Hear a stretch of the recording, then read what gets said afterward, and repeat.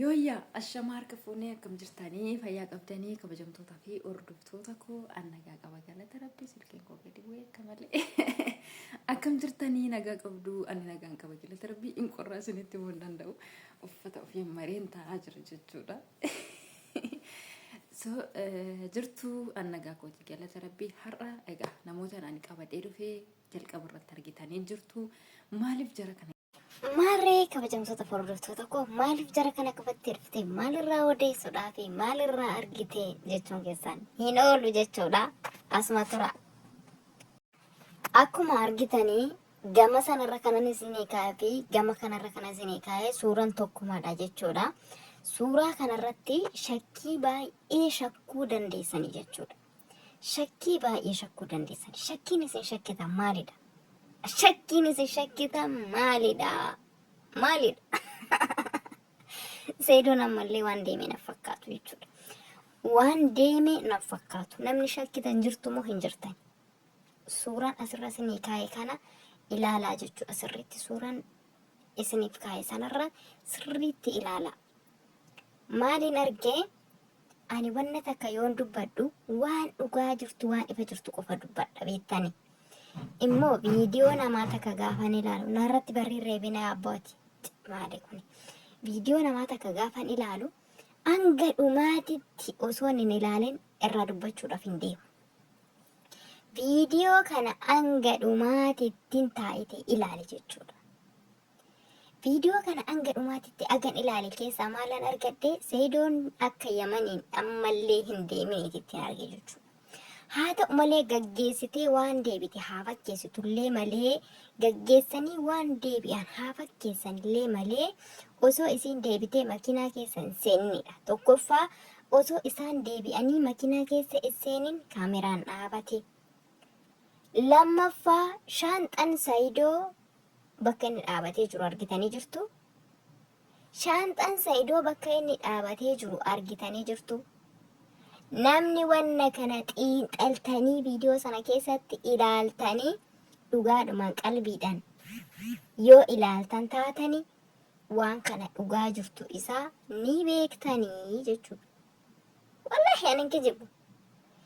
Hanga dhumaatti viidiyoo sana ilaalee ilaa rabbii isaan fooluu kaameraa godhanii geessan abboo karasitti.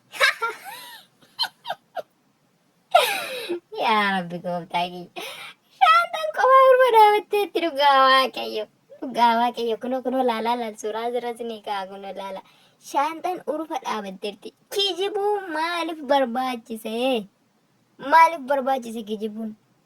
Maalumaaf isin buufata xiyyaaraa dhaxxanii deebitu? Amma ayyuun bo'aa maraataa jirti silaaga. Ayyuun bo'aa maraataa jirti.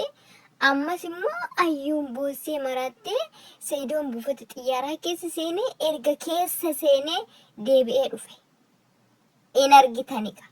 Erga keessa seenee deebi'ee dhufe buufata xiyyaaraa keessa jechuun isaanii waan hin oolle jechuudha. Sababni isaa deebitee na laaltee too hin deemtu.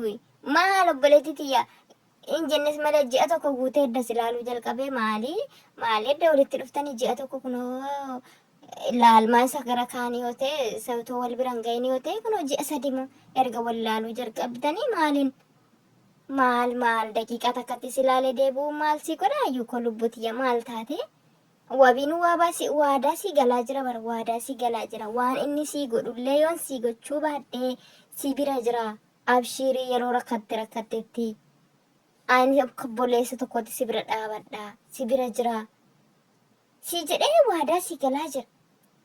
Ati aga amma kana jechuudha amma kana garaa jabaattaa maalaa dhole koma kana garaa jabaattaa bakka innis ilmoo isaa yaadee jira deemee ilmoo isaa laalee haadha manaa isaas isa akkasittiin itti lolaa jirtu kana isa akkasittiin ofitti singalchuu manan qaba jettee achas natti hin deemini ani manatti ol singalchuu ilmootoon guddifadhaa kana booda waan atti hin dubbatini ati umrii dubartiitiin bultaa dubartiitu si bulcha.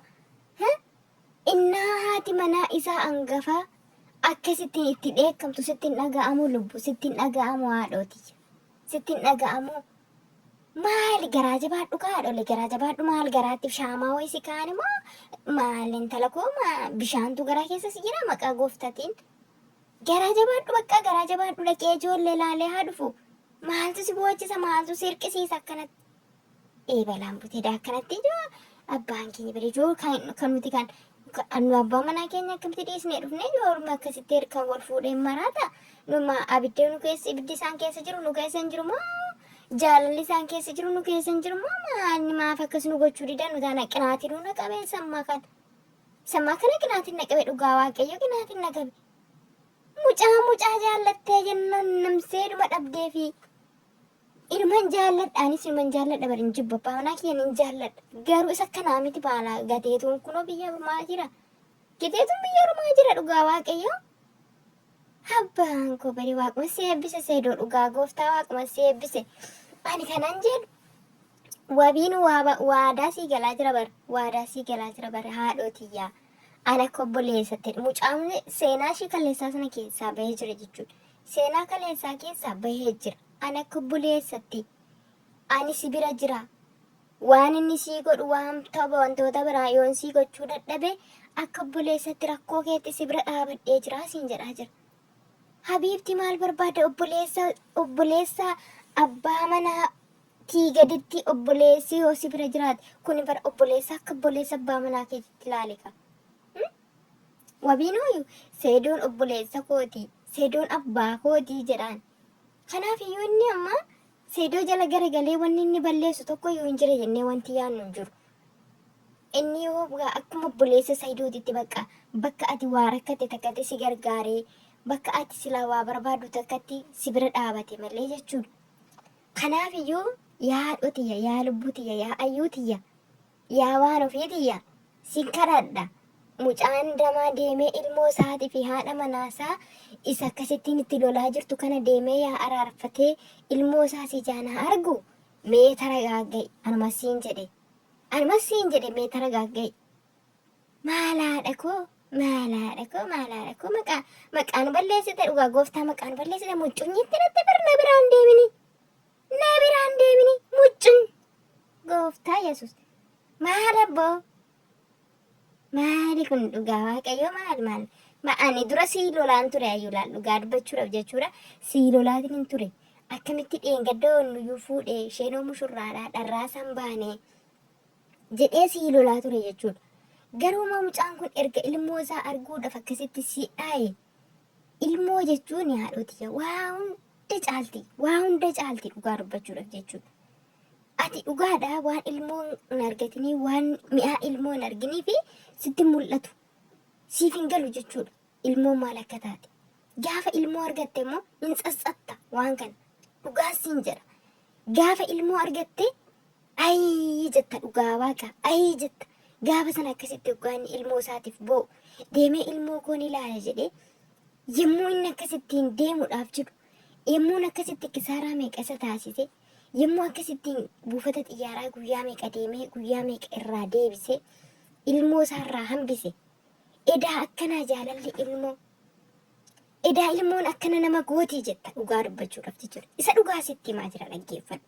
Kanaafiyyuu ayyuutiyya tokkichaaf erga si jaallate tokkichaaf erga si kaadhimmate tokkichaaf erga ati haadha manaasaa taate haadha manaa nama biraas ta'uu hin dandeessu. Innis si gatuu hin danda'u. Kaadhimaa isaa taate haadha manaa isaatti samaanaa irraa qabda yookiin immoo nikaa irraa qabda jechuudha. Kanaafiyyuu kana isa mitiitii si mitiitii addunyaan muluun beektee jirti. Haadha manaa seedoo ta'uu kan kee addunyaa muluun beektee jirti. Si galtii lubbu. Kanaafiyyuu dhiisi deemee daa'ima isaa laalee innis taragaaga'ee yaa deebi'ee dhufu. Yoo amma ati akkanatti jechuudha dhaggeeffadhu sitti hima mistira sitti hima dhaggeeffadhu dhugaa dubbachuudhaaf yoo amma ati akkanattiin akka inni hin deemne rakkistee akka inni dhaqee ilmoo isaa laalle dhoorkitee akkatti siqaa ilaattee fi deemeeyyuu gaafa ati eeyyamteefi jechuudha guyyaa sitti mijatee dharraa isaa baatee eeyyamteefiyyuu gaafa si biraa deeme akka sitti hin deebine kana quba qabaadhu akka si jiilee achumaan sirraa hafu jechuudha. Kanaafiyyuu dhiiras ta'e dubaras ta'e jechuudha. Muccunyi ittiin hidhatinaa dhugaa isiniin jedha. Warri dhiiras dubartiitti muccunyi hidhatinaa kalaas maal abboo Eebalaan buuti. Maanna kana